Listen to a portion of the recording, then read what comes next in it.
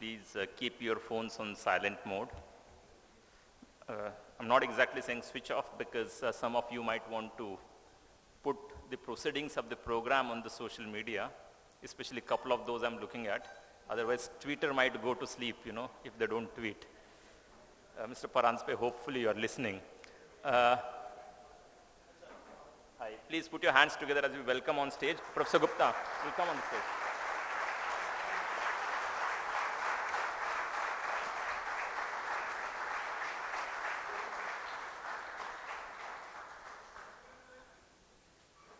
And I'll continue what I was saying, so keep these things on the silent mode and continue to tweet.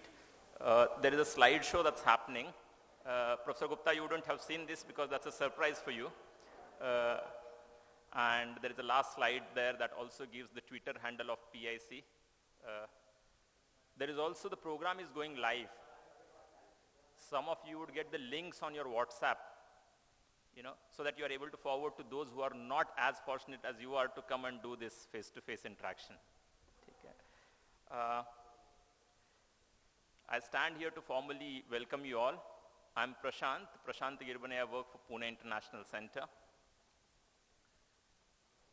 To begin with, may I request on stage Professor Anil Gupta and Professor Raghunath Mashilkar. Sir, please.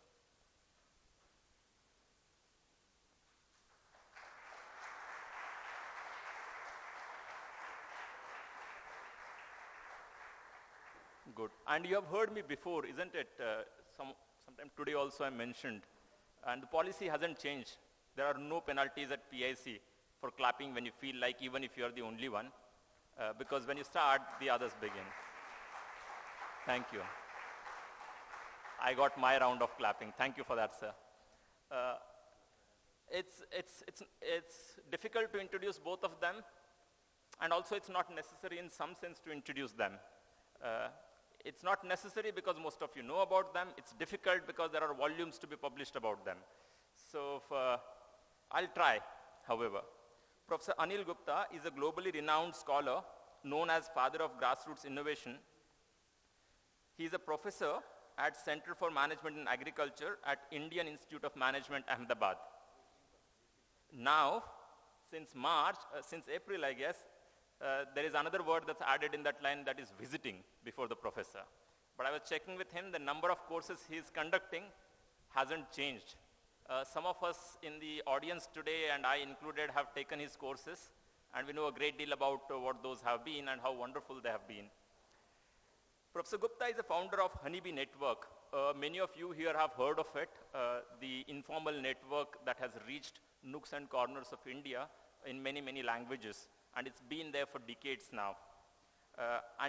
And he holds Executive Vice Chair of National Innovation Foundation, where Professor Mashilkar is the chairperson. Every summer and winter, in order to learn from grassroots teachers, the innovators he calls teachers, he has been walking around 6,000 kilometers across India for over a week as part of Shodhyatra for more than 12 years. I attended one of those. Many of my friends from Ahmedabad attended those. Dr. Vijay Kelkar has something interesting to say about this. And he says, other than Mahatma Ji and Vinoba Bhave Ji, he doesn't know third person who would have walked as much as Professor Gupta walked as part of his Shodhyatras.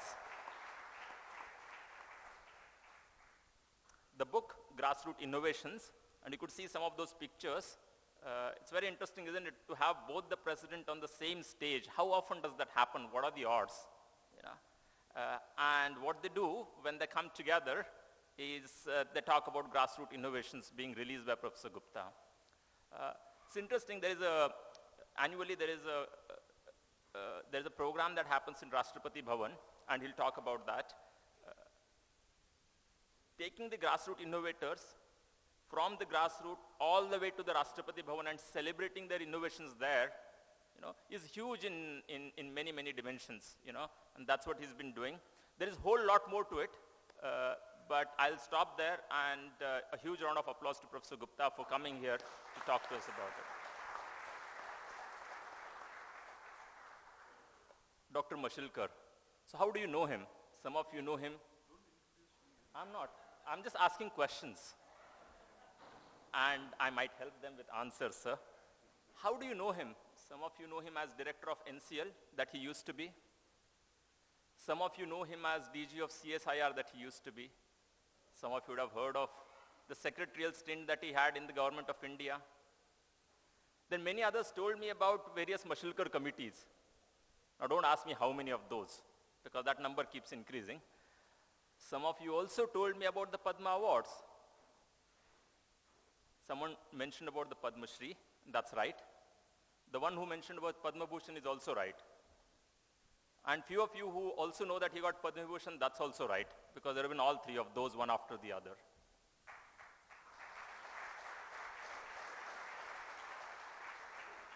Thank you, that's like being in Pune. Yeah, there is price to everything, even to the claps, but if as many of those come, that says a lot. Thank you for that. And then I looked at universities.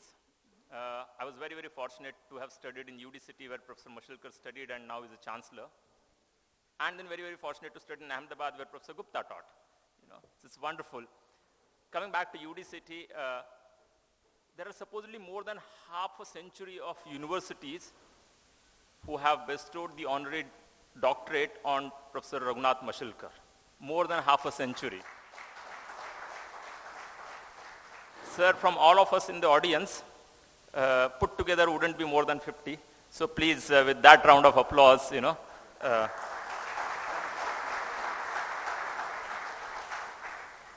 And then when I was saying all of this on one of these occasions, then someone said, hey, look, all that's very, very important, but you didn't mention the warrior of Haldi Ghati.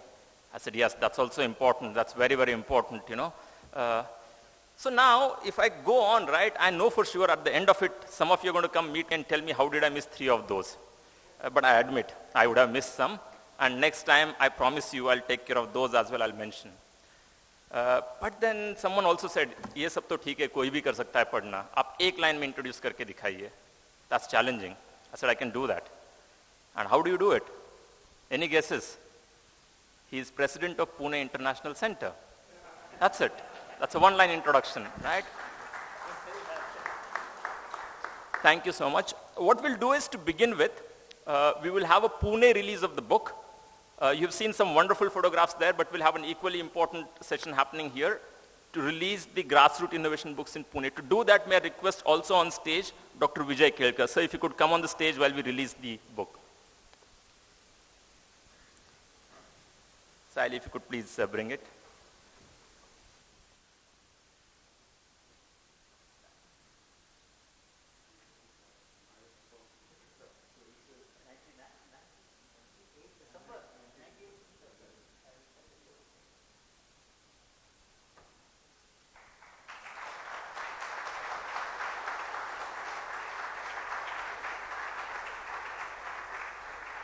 There are many Padma Awards out there.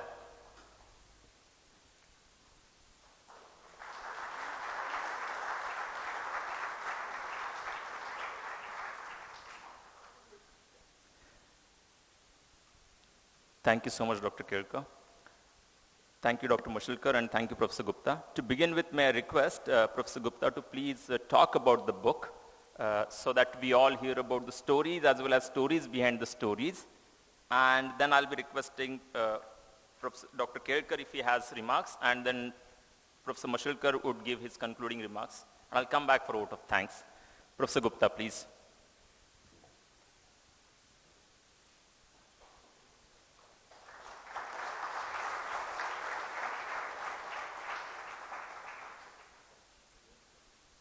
Good evening, friends. I'm very privileged to be in the company of 2 stalwarts of our country's governance structures, becoming creative, accommodative of innovations and the aspirations of both youth, but also creative people in all walks of life. To just illustrate, Dr. Kelkar was responsible, not very long time has passed, when he was chairing 13th Finance Commission, to introduce a revolutionary idea in the country, which was a district innovation fund of 1 crore rupees. Never before had such a fund been created in the country. Every district, 700 odd districts, would have 1 crore rupees with the collector to invest in the last mile infrastructure that was required, and also for innovations. It was called District Innovation Fund. And I would like to tell you the story of how the Honeybee Network succeeded in creating this National Innovation Foundation. Dr. Vipin is here, who is the director of National Innovation Foundation, and Pawan is also here. I will also tell the story of how this book came about, because I recently went to Bangladesh after 32 years to meet the lady Sharifa Begum in Tangail to hand over this book to her. Because she was doing something which I and Nurul Alam, my dear friend there, he's a scientist, we were both walking in the village, and we observed her doing something peculiar. What she was doing was to take the cuttings of sweet potato vines, which she had to transplant in the field, and on every node there are roots which eventually become tubers. So she was removing most of the roots and leaving only one or two. So I asked my colleague, why is she doing that? He said, I don't know. I didn't know either. So we sat down on the ground and asked Sharifa Begum ji, please explain, why are you doing this? It seems very strange. She said, if I leave all of them intact, the tubers will be long and slender. Customers want a round tuber. If I leave only one or two, the tuber will be round and I'll get better price. All right. What else? If I take it to the market and I don't find a good price, the long, slender tubers can't be kept for a long period. The round ones have thicker skin. They can be stored for a longer period. Here is an innovator. She has understood the customer requirement in the marketplace, incorporated that in her technology, made a solution that fits with the market. Man, when did I read this? As a management professor, I didn't come across such example. It was a mind-boggling example of how a poor lady living on a homestead, she had no agricultural land at the time, and had achieved such a result. So I thought that this book I needed to go and present it to her. And like that, there are thousands and thousands of people we met during our show, the yatras in different parts of the country, who had solved a problem in their own ingenious way without any outside help. So this book is about not only understanding how people solve problems, and I will give you examples of that, but also about the way ecosystem evolves in which these solutions find a place to grow. So 1988-89, when we started this network, the idea was that these innovations must be diffused. Honeybee is a metaphor that served the purpose, because honeybee does what we intellectuals don't do. It cross-pollinates. The flowers don't complain when their nectar is taken away. It doesn't keep all the honey with itself. Some honey it gives to us. Idea was that we as intellectuals must communicate our knowledge, cross-pollinate to the other informal sector. We must not make the knowledge providers, the innovators, anonymous. Their identity must be protected. And if we develop some benefits, if we do some research, we must share it back with them. And finally, if we develop some value-added products, a reasonable share must go back to them. These were the 4 principles with which this network started. And mind you, this was much before Earth Summit came around. Summit took place in 1992. But the model of benefit sharing was developed in 1988-89. As they say, Karwan chalta raha, and the people started gathering. A lot of my students, my colleagues, my teachers also joined this network.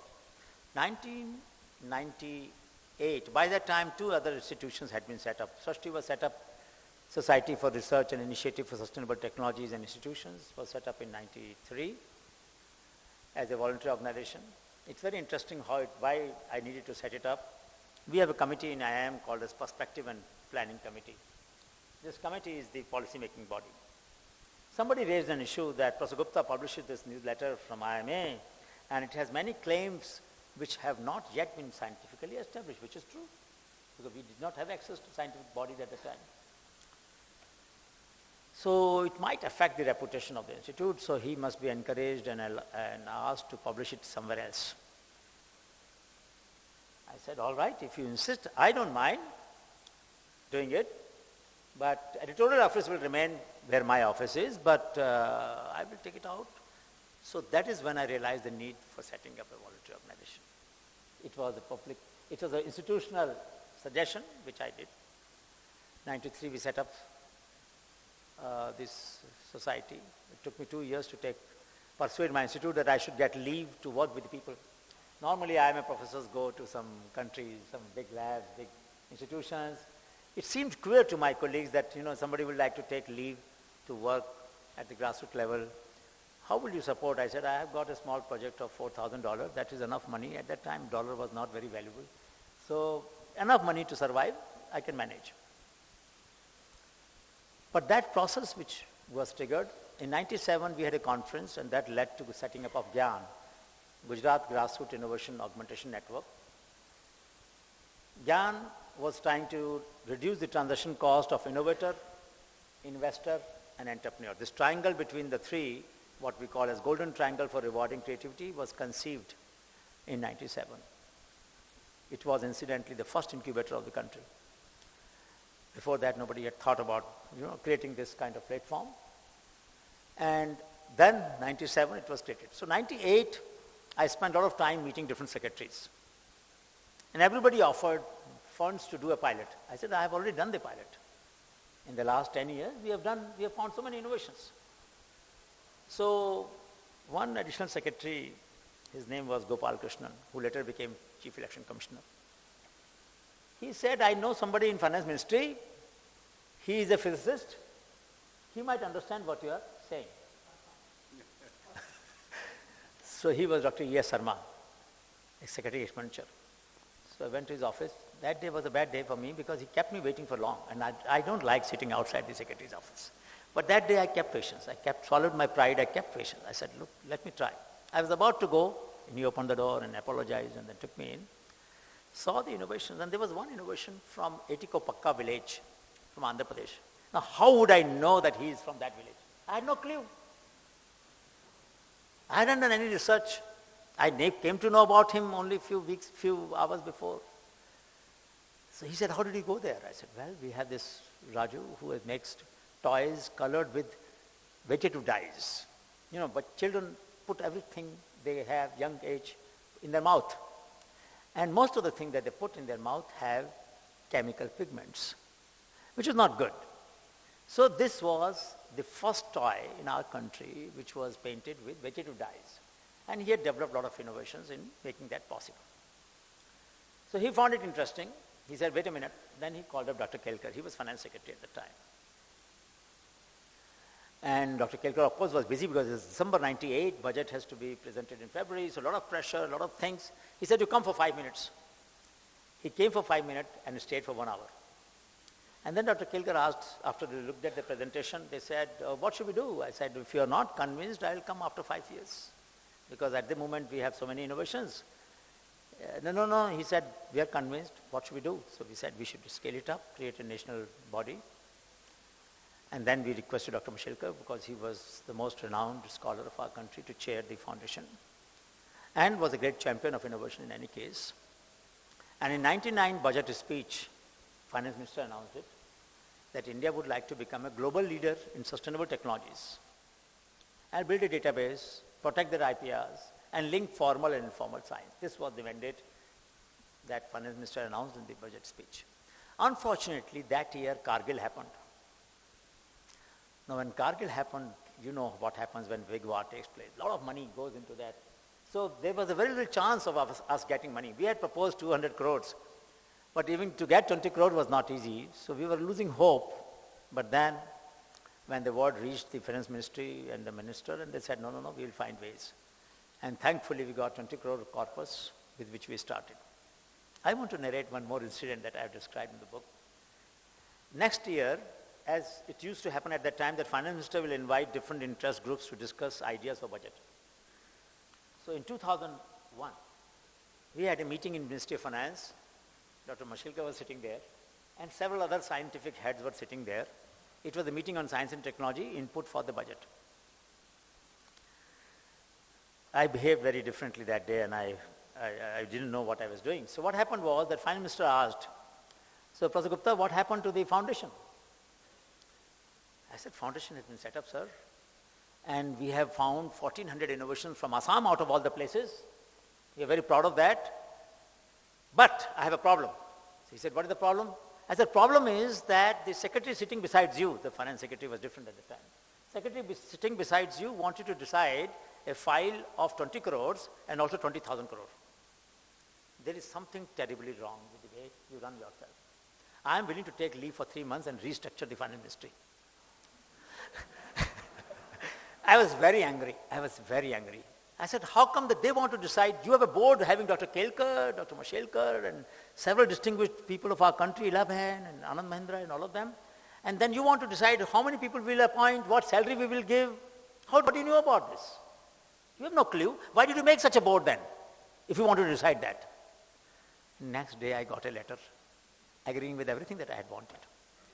I said, we did not appoint any staff for 1 year. I have done work with volunteers. Actually, we did not appoint any staff because I didn't want to accept this principle that once we have made an autonomous institution, finance ministry cannot decide who will be appointed, how much salary will be paid. That is not a matter that we will allow. I must say that to the credit of Dr. Mashelkar and Dr. Kelkar and all the other people, Dr. Ramurthy was Secretary DST at the time, that not a comma or full stop was ever changed till 2010-11, I can say, till we became a grant in aid institute. Now there's a little bit of more influence than what we would have liked, but then the problem was that the corpus of 20 crore gave us only 1 crore 60 lakhs, 8% rate of interest on RBI bonds. And that was not sufficient, obviously. But I can tell you for first 10 years, we worked with 1 crore 60 lakhs. And our database had expanded to more than 60,000 innovations and traditional knowledge practices. Just 1 crore 60 lakh. 50% of 1 crore 60 lakh, that means the 80 lakh went for awards, award function. First we had annual, then we had biennial. Award money as well as award function cost and all that. So we were left with only 40 lakhs per year. And that is the money that we used. So till 2005, we had about 8 to 10 people only. We did not have too many staff. A lot of volunteers helped us. Now this is what this book is all about. That book describes how the volunteers of Honeybee Network helped us to do something that would have been impossible otherwise. Our cost of various things that we did was extremely low. Dr. Vipin will tell you, if we filed patent, our average cost was 15,000 rupees. Now, many of you know how much does it cost? At least 1.5 to 2 lakh rupees. All the top companies, Surana and Surana, Anand and Anand, all the top IP companies worked with us. None of them charged their fees. So if you want to know how social capital and ethical capital is converted into financial capital, that means saving for us, this happened to us. 900 patents have been filed. We have not paid more than, on an average, 15,000 rupees, which is including the fee, request for examination fee, all of that fees are part of this 50,000. So this is one example where IP community in the country, normally people don't expect advocates to make such contribution, But IP community made a tremendous contribution. Scientific community no less. In 2004, we signed an agreement with Dr. Mashelkar between NIF and CSIR. Then we signed an agreement with ICMR, Indian Council of Medical Research. Then we signed an agreement with Indian Council of Agricultural Research. And now we have an agreement also with the DBT. So formal science and the informal science were brought together.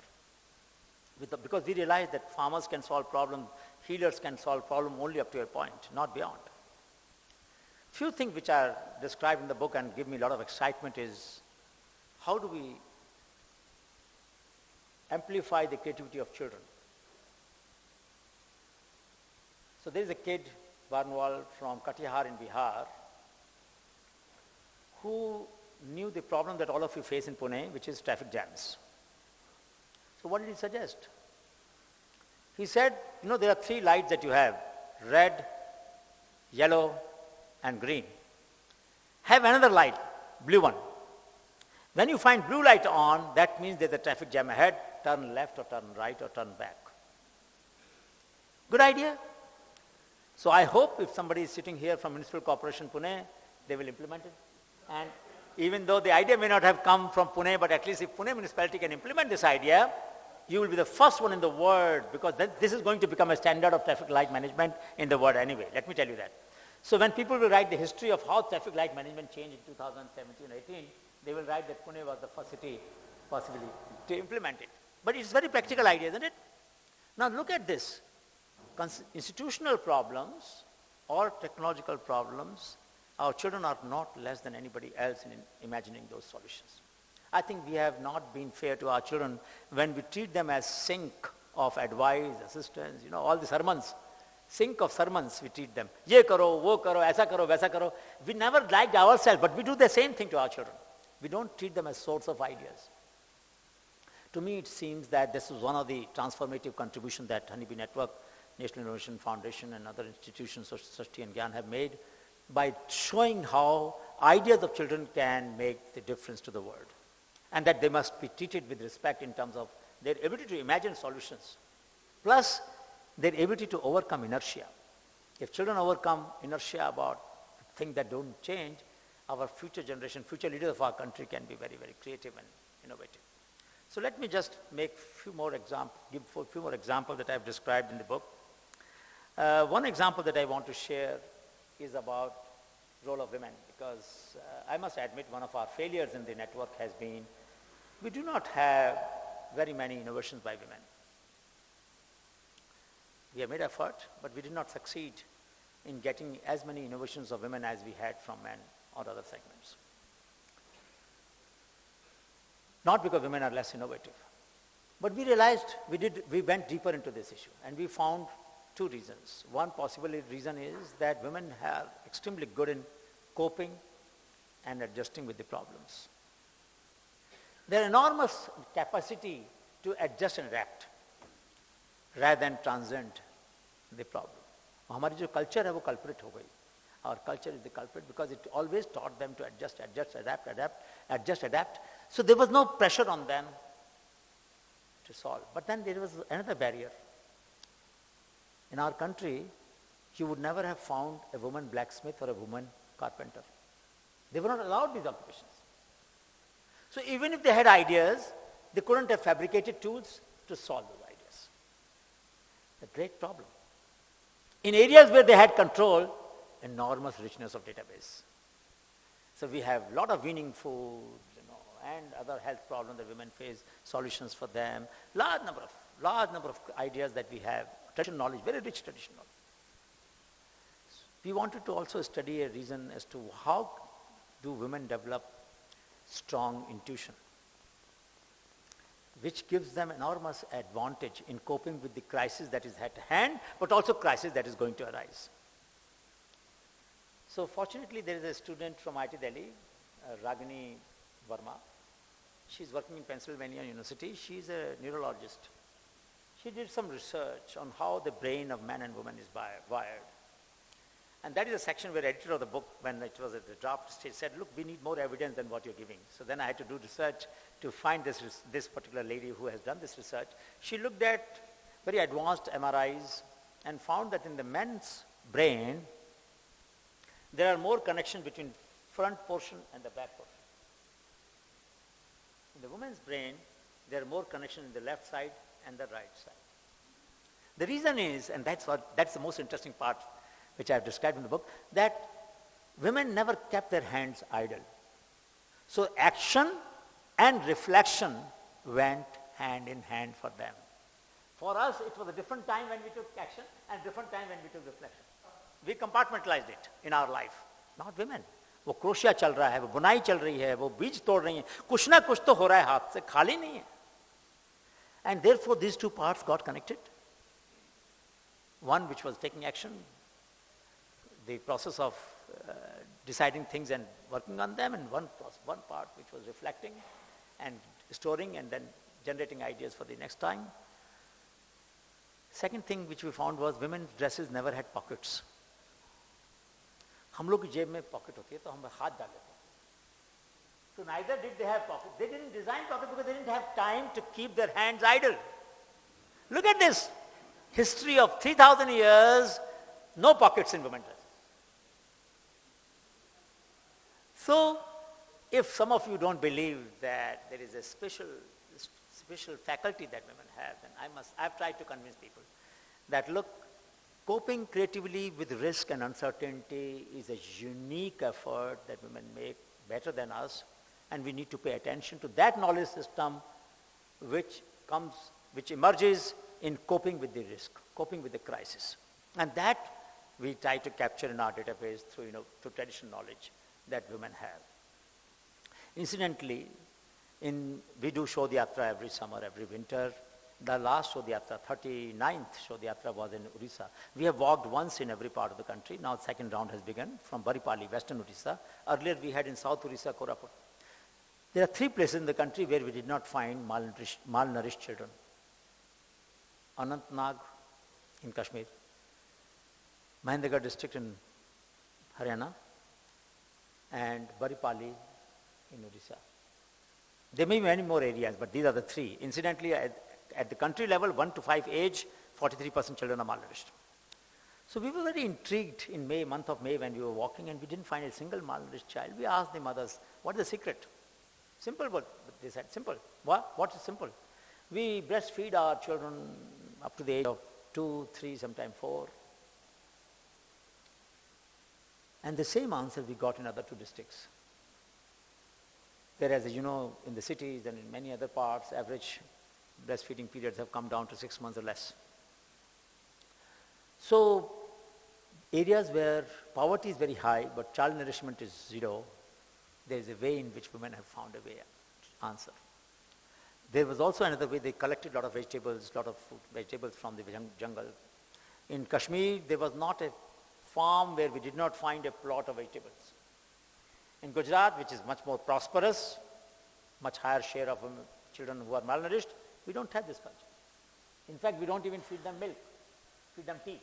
Chai pe bachche bade hote hain. So having resources is not sufficient for being healthy. 60% women are anemic. One of the points in this book described is that when we had used iron vessels for cooking food and ladle, chonk lagate the iron ke kadchi se. Then, please understand, you heat the iron kadchi, that ladle, put the oil and jeera in it, and then you immerse that ladle in the dal, curry, then oxidation is taking place. That's very interesting. There's a chemistry taking place there, and that iron is getting released and mixed with the dal, and your iron requirement was met, and no problem of anemia was there. We have created this problem. This is entirely problem manufactured by modern mind. There is no reason why so many women of our country should be malnourished. So what I'm trying to say, the knowledge of the people is very powerful, can be very powerful driver of making our society healthy, harmonious. Most of our innovators did not talk about patenting their innovation. We did. In many cases, 900 patents, Vipin and his team have filed.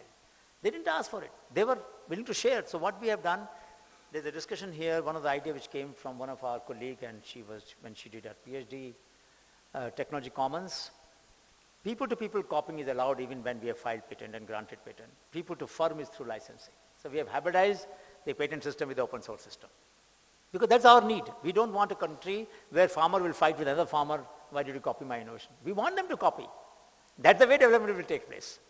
So we have tried to develop several models, and each model has been described here de novo. When we created NIF, we didn't have a model to go by. कहाँ पर था, कोई foundation तो थी नहीं. Similarly, when we created Micro Venture Innovation Fund, can you believe government agreeing with us to use funds to be given under single signature, no collateral, no co-obligant? And they allowed us. And Vipin and his team has been able to recover more than 70% of this money from the people with no supervision, practically, only on trust-based. So trust-based models can work, is very clear. Let me conclude by saying that this book has been very cathartic experience for me.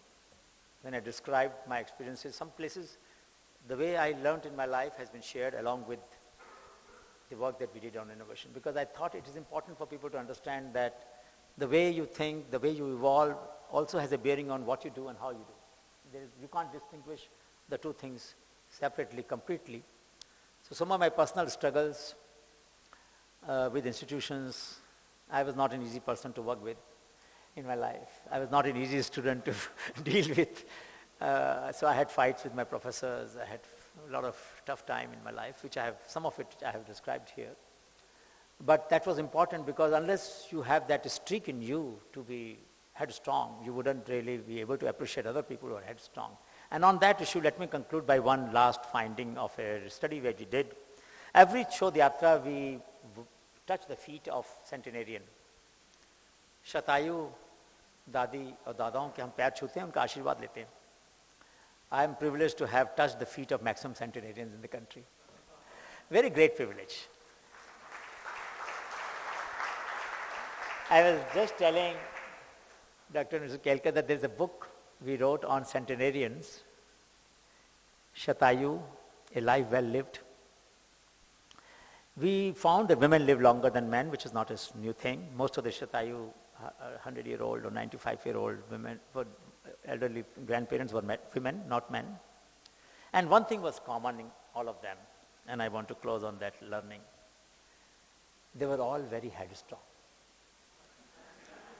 So if you want to live long, and I'm telling this to all the ladies sitting here, if you want to live long, be jiddi. And for the men, please be indulgent. That is the only way we will have the advantage of their wisdom for a long time, for our future, for our young people, for our society, because their knowledge and their wisdom and their intuition is a very important resource of our society. We cherish it and we nourish it, but this is only possible because they have the capacity to connect action and reflection. Thank you so much.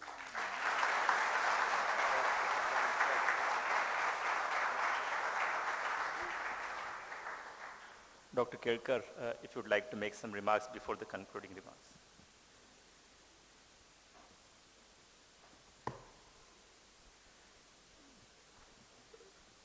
Dr. Mashilkar, Professor Gupta, and distinguished friends.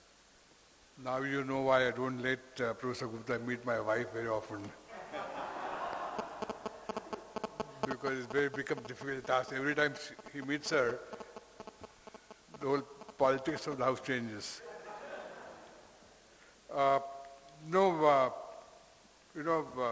Professor Gupta,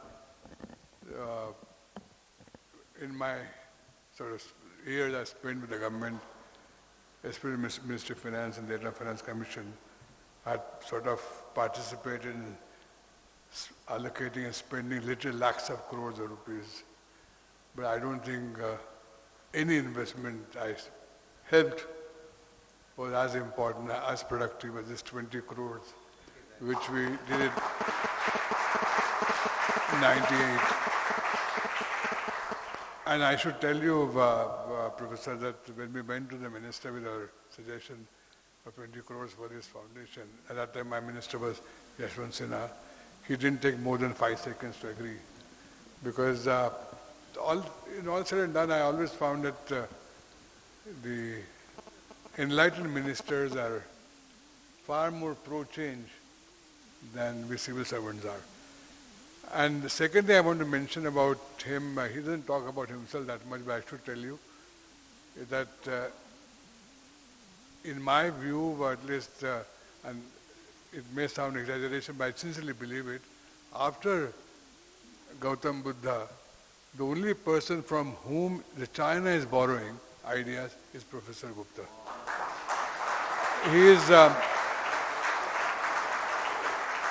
He is invited more than 2 or 3 times a year by not only government of China but many universities, and he's a mentor in the area of grassroots innovations. And this really nothing sort of makes us proud, Professor, than this fact that what you mean to not only for India but what you mean to the whole world. So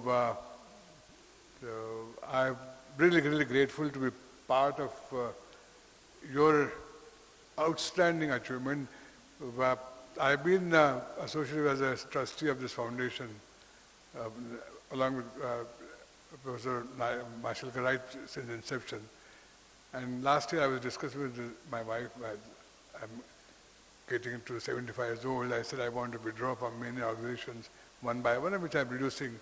So she told me, don't leave National Innovation Foundation till Professor Gupta kicks you out. So thank you for letting me associate with you. I learned a lot. I saw his incredible passion and also what he has done in this country. He didn't mention that through NIF he has provided even US patents to grassroots innovators, not just Indian patents, but the US patents. And the work kind of he is doing is truly revolutionary. So thank you for your book. Thank you for all you have done for our country. And I'm sure even more successes are going to come. Thank you very much.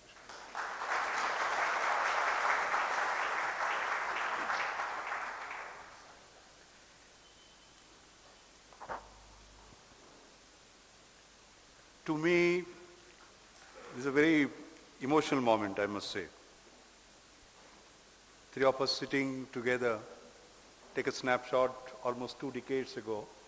We were together when NIF was born. And today we are together, 20 years down the line. Feels something very special. You know, grassroots innovation, this particular movement, Anil has been the founder, the father of this movement in India, and then has influenced the world, like Vijay just now mentioned, China, for example. It is based on a very fundamental principle, by the way, that 1.25 billion Indians do not mean 1.25 billion mouths, but 1.25 billion minds, as simple as that. It is based on a simple fundamental that everyone is someone, and everyone is capable of generating an idea. Everyone can be an inventor. A school dropout, a housewife, an artisan, a farmer, and so on. And what Anil has done, because these are all unsung heroes generally, he has been singing a song for them for the last 30 years. He has given them prestige. Today, the awards are being given by the President of India, thanks to his convening power. I've had sort of remarkable moments when Dr. P.J. Abdul Kalam invited the 30 top winners, by the way, to President's house, Rashtrapati Bhavan. Tea is being served, and these grassroots innovators, by the way, almost 50% of them are barefoot, poor people, and so on and so forth. And he breaks protocols. Anil, you will remember, he's not supposed to, he's supposed to be serve tea. He doesn't serve tea to anyone. And you remember? Yes. Yes. What a moment. What a moment. I remember, absolutely. It was incredible. You know, you live one such moment and you add 100 years to your life. So Anil, thank you for making that possible for me. I've seen Sri Pranab Mukherjee, for example, the kind of support, the kind of championship he has done. You know, the book that you saw was getting released. You saw that photograph where the Prime Minister, the President in waiting, the current President, Vice President, etc. are there, and the book in the hand. That was all creation by Anil, by the way. What it does, the title of the book is Innovation President. And the way he has supported innovation across is absolutely incredible. And he has captured it. I mean, you just have to read that book to see what he has been able to do. But the kind of support that he gave. And today, it was not just an exhibition or giving awards, claps and photographs and over. No. Today in Rashtrapati Bhavan, Josna, as you know, there's a permanent place for grassroots innovation. In Rashtrapati Bhavan, These artisans, these school dropouts, their creations are permanently aged there, and Anil, all that credit goes to him. So it is not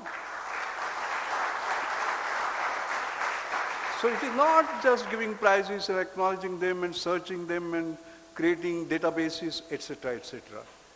He has raised their status up there. Nowhere in the world this happens, by the way. I mean, it's incredible. The Festival of Innovation, again, you are the father of that. 7 days. 7 days in Rashtrapati Bhavan, basically. This is the innovation that goes on. He has lit the fire. So I think if you look at what Anil has been able to do for us, is phenomenal. 2 more points I'd like to make. The one is that, I've been very lucky.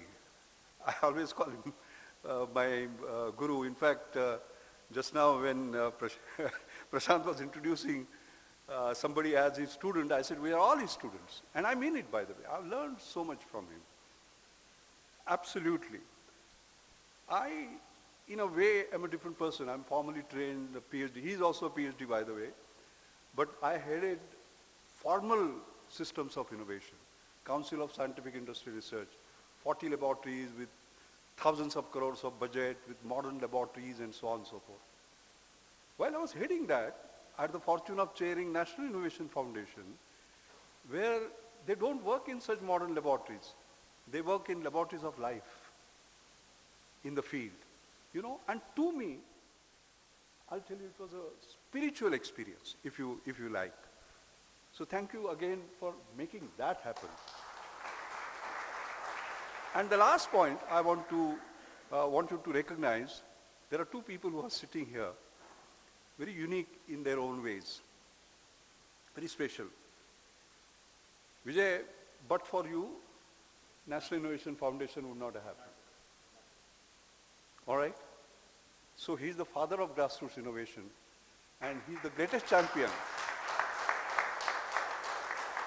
Greatest champion of grassroots innovation. And it was not that 20 crore check that he forced the government to write. Vijay, what you have done after that? Yes. Every day, every minute you were with us.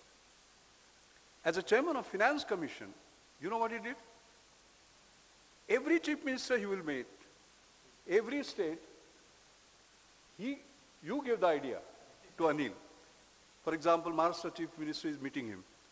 He will have no idea about what innovation is going on in the state. The grassroots innovation, for example, like Cobra Gade from Maharashtra, having developed a variety which has gone to thousands of hectares, for example, but they would have no idea.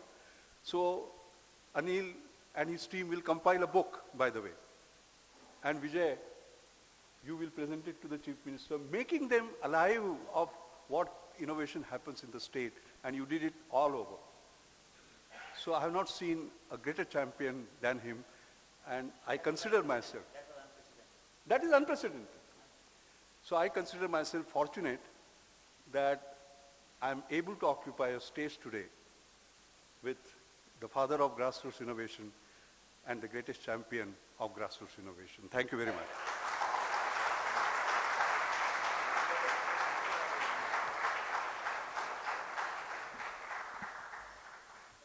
Hi, take deep breath. I will, because got to absorb all of it, and I don't want to lose a single line and single word of all of that was said here. I'll propose a vote of thanks, but a couple of lines before I do that. How often does it happen that you get 3 Padma awardees like these on one stage who have influenced many of us here, of course influence various national policies, implementation of those that they have seen through, but also touch the lives of many of us. There's an advantage in my role that I get to speak for a minute, added if I like. May I, sir? I'd just like to add a minute and talk about a tiny little story. And there's a bit of I, so let me indulge. I studied in a place in Maharashtra, and I wrote a letter to a scientist who was working for CSIR, saying I got so much marks and where should I study? And I was told that I should go to the graduate school that I went to. Then I went to do post-graduation. After that, I got a job to work for a corporate.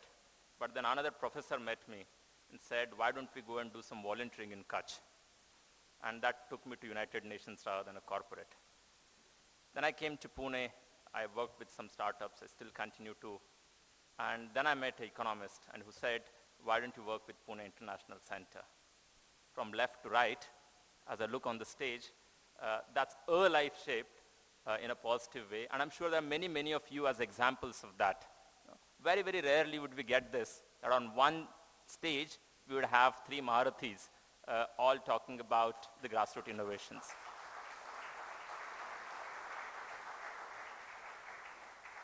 Coming to proposing the vote of thanks, a huge thanks to Professor Gupta because I know his schedule.